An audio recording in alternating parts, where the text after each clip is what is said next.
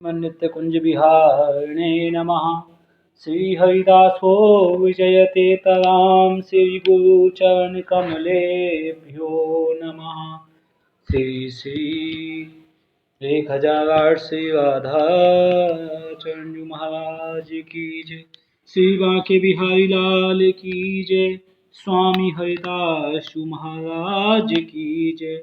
ओम ऐं ह्रीं क्लीं चामुण्डाय विच्चे श्री जगदम्बिकायै नमः। श्री जगदम्बिकायै नमः। प्यारे भक्तों, अभी जो अपनी कथा चल रही है वो अथ पंचदशो अध्याय है। श्री कृष्णार्पणमस्तु। और राजा युधाजित और वीरसेन का युद्ध चल रहा है।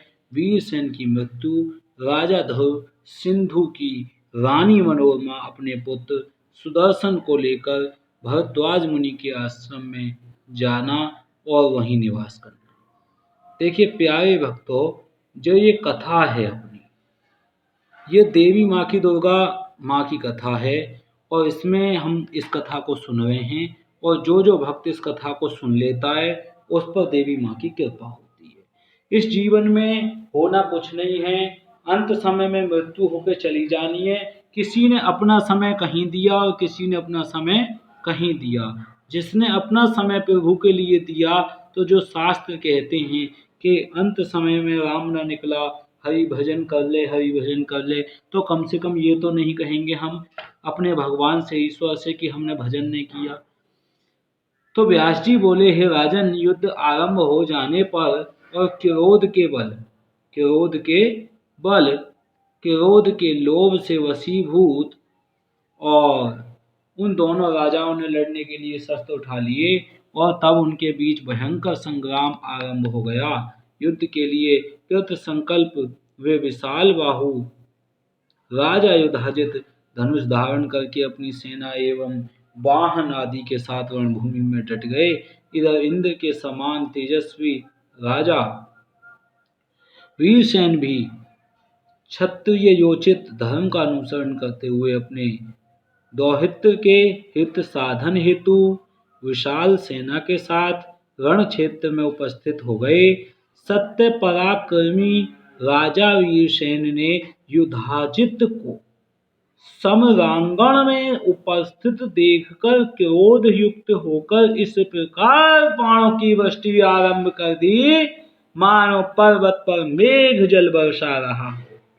और राजा वीरसेन ने पत्थर पर घिसकर तीक्ष्ण बनाए हुए द्रुतगामी तथा सीधे प्रवेश करने वाले बाणों से युधाजित को आच्छादित कर दिया। और युधाजित के द्वारा छोड़े गए अत्यंत तीव्रगामी बाणों को उन्होंने अपने बाणों से टुकड़े टुकड़े कर दिया।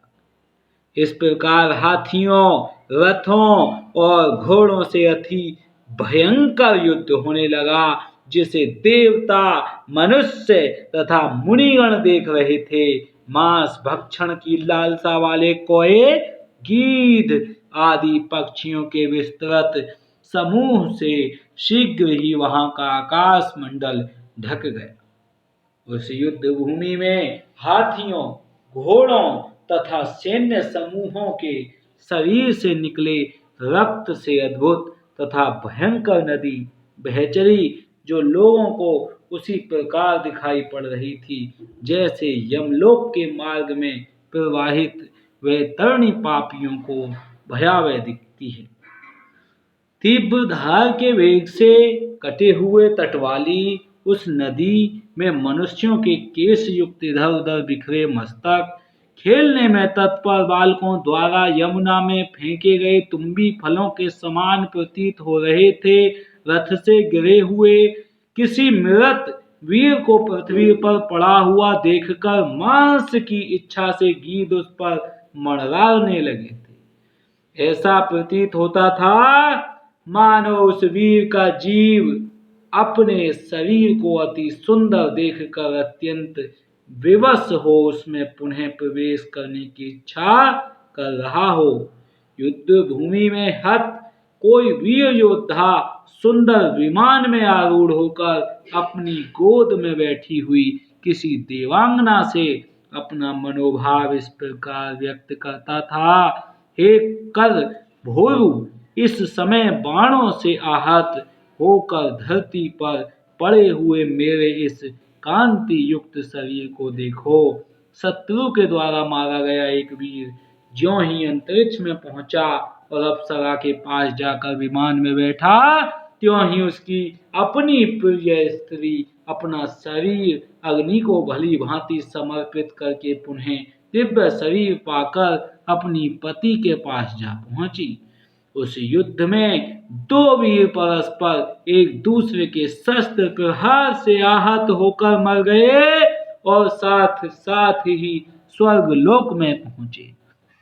वहां पर भी एक अप्सरा को प्राप्त करने के लिए वे दोनों वीर शस्त्र युक्त होकर एक दूसरे को मारने हेतु युद्ध करने लगे। कोई अनुरागमय युवा वीर अतिशय रूपवती तथा गुणवती अप्सरा को प्राप्त करके अत्यंत बढ़ा चढ़ाकर अपने गुणों का वर्णन करते हुए उसके प्रति भक्ति परायण होकर प्रयत्न पूर्वक उस प्रेमदायिनी के गुण आदि का अनुकरण करने लगा। घोर युद्ध के कारण रणभूमि से उड़ी हुई अत्यधिक धूल ने अंतरिक्ष स्थित सूर्य को ढक दिया और दिन में ही रात हो गई। पुनः वही धूल जब अथाह रक्त सिंधु में विलीन हो जाती, तब अत्यंत प्रभाव वाले सूर्य अचानक प्रकट हो जाते। कोई युवक वीर युद्ध में मरकर स्वर्ग पहुंचा तो उसे एक सुंदर रूप वाली देवकन्या मिली, जो उसके ऊपर आसक्त हो गई, किंतु ब्रह्मचर्य व्रत के नाश होने से भयभीत उस चतुर वीर ने उसे स्वीकार नहीं किया। उसने सोचा कि ऐसा करने से मेरे अनुरूप यह ब्रह्मचारी शब्द व्यर्थ हो जाएगा। और तदनंतर घोर संग्राम छिड़ जाने पर राजा युधाजित ने अपने तीक्ष्ण तथा अत्यंत भीषण बाणों से वीरसेन को मार डाला। इस प्रकार कटे मस्तक वाले महाराज वीरसेन पृथ्वी पर गिर पड़े।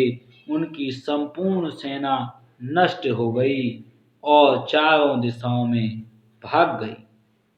अपने पिता वीरसेन को समरांगण में मारा गया सुनकर तथा अपने पिता के वैर का स्मरण करते हुए मनोरमा भय से व्याकुल हो गई। वह इस चिंता में पड़ गई कि बुरे विचारों वाला वह पापी युधाजित राज्य के लोभ से मेरे पुत्र को अवश्य ही मार डालेगा। अब मैं क्या करूं, कहाँ जाऊं? मेरे पिताजी युद्ध में मारे गए तथा पतिदेव भी मर चुके हैं और मेरा यह पुत्र अभी बालक ही है। लोभ बड़ा ही पापी होता है मेरे प्यारे भक्तों, इसने किसको अपने वश में नहीं किया। लोभ से ग्रस्त हो जाने पर श्रेष्ठ राजा भी कौन सा पाप नहीं कर सकता। लोभ से अभिभूत मनुष्य अपने माता पिता, भाई, गुरु तथा बंधु बांधवों को भी मार डालता है, इसमें संदेह नहीं है। लोभ के कारण मनुष्य अभक्ष्य का भक्षण और अगम्य स्त्री के साथ गमन भी कर लेता है। यहां तक कि लोभ से व्याकुल होकर वह धर्म का त्याग भी कर देता है। अब उस नगर में कोई बलवान पुरुष मुझे सहायता देने वाला नहीं रह गया है, जिसके आश्रय में रहकर मैं अपने सुंदर पुत्र का पालन कर सकूं। यदि राजा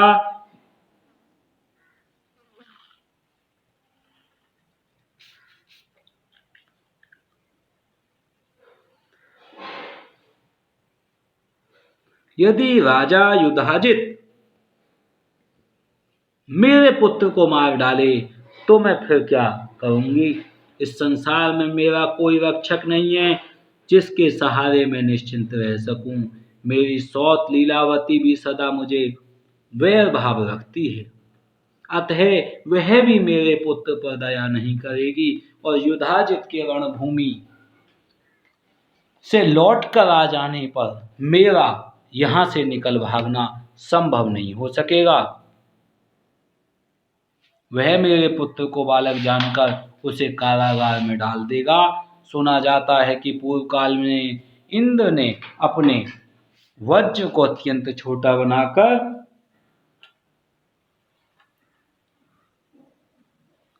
अपनी सौतेली माता दीति के गर्भ में प्रवेश करके गर्भस्थ शिशु को काटकर उसके 7 टुकड़े कर दिए थे।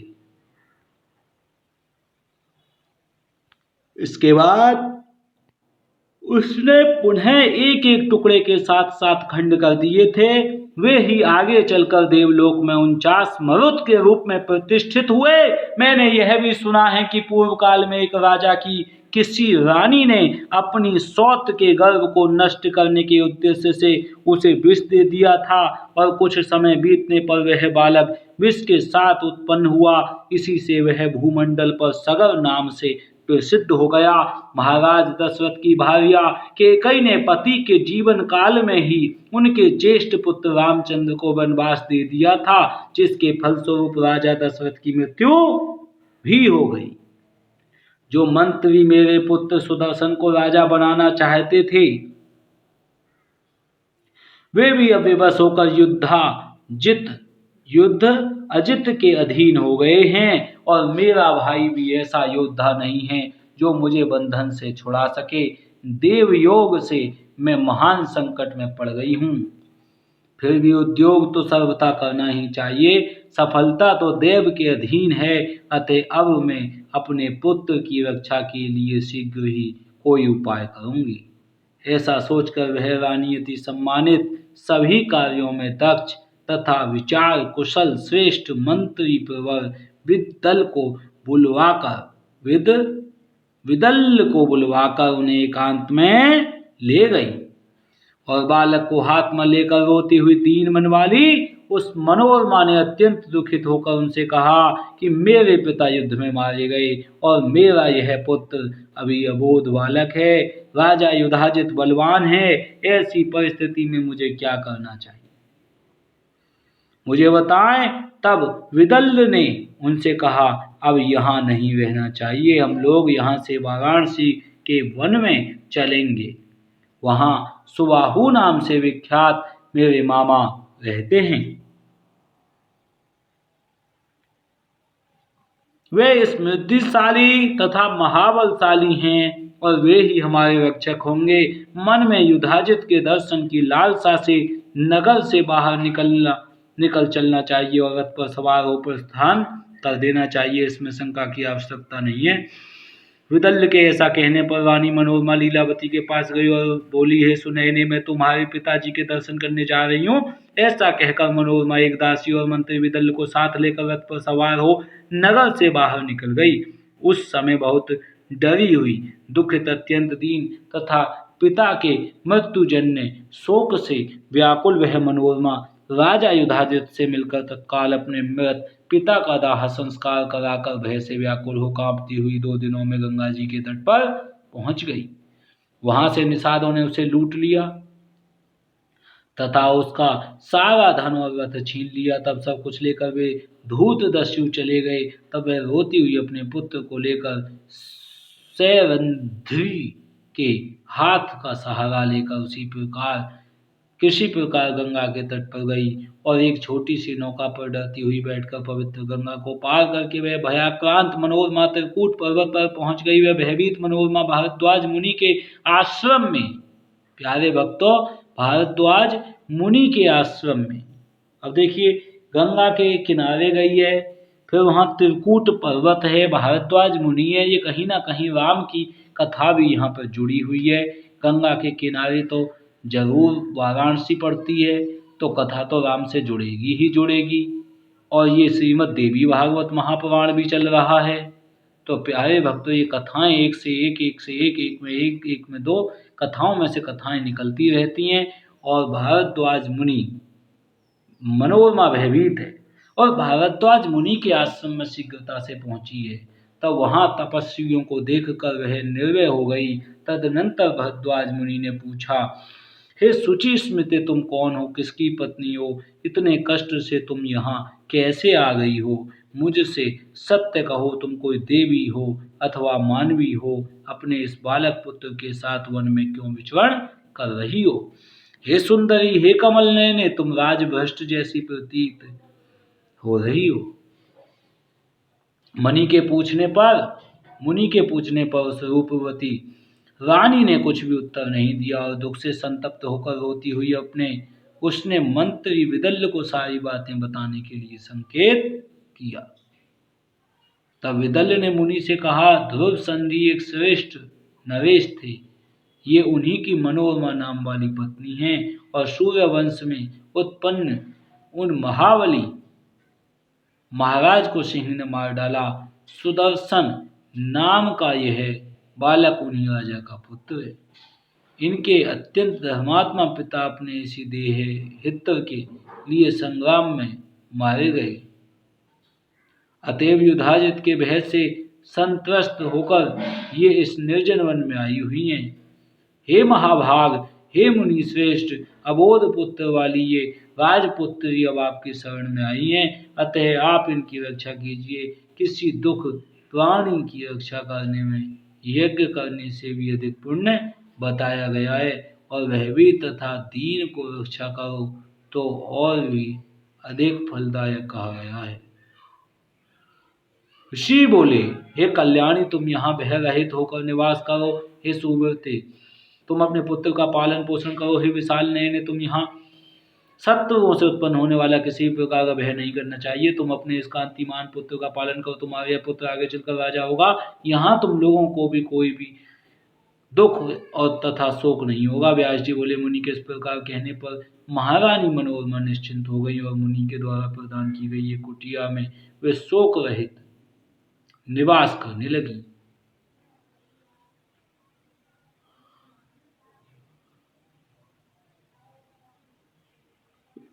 व्यास जी बोले, मुनि के इस प्रकार कहने पर महारानी मनोरमा निश्चिंत हो गई और निवास करने लगी। इस प्रकार सुदर्शन का पालन पोषण करती हुई वे मनोरमा अपनी दासी तथा मंत्री विदल्य के साथ वहां रहने लगी।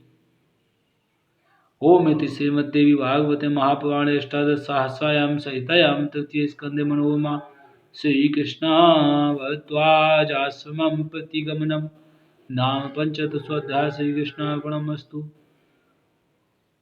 तो प्यारे भक्तों, युधाजित का भारद्वाज मुनि के आश्रम पर आना, युधाजित का भारद्वाज मुनि के आश्रम पर आना और उनसे मनोरमा को भेजने का आग्रह करना, प्रत्युत्तर में मुनि का शक्ति हो तो ले जाओ ऐसा कहना। प्यारे भक्तों, 16वां अध्याय चल रहा है और हम कथा को कुछ समय के लिए विराम देंगे। श्री कुंज बिहारी श्री हरिदास राधे।